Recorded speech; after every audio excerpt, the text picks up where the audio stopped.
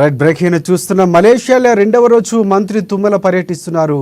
ఇక పహాంగ్ రాష్ట్రం జరంటుల్లో oil palm seed garden R&D సెంటర్ను మంత్రి తుమ్మల పరిశీలించనున్నారు. ఇక కుయంటన్ పోర్టు పామాయిల్ రిఫైనరీ ప్లాంట్ను కూడా మంత్రి పరిశీలించనున్నారు. తెలంగాణలో ఆయిల్ ఫామ్ సాగు విస్తరణ అధ్యయనం కోసం వ్యవసాయ హార్టికల్చర్ అధికారులతో కలిసి మంత్రి తుమ్మల అక్కడ పర్యటించనున్నారు.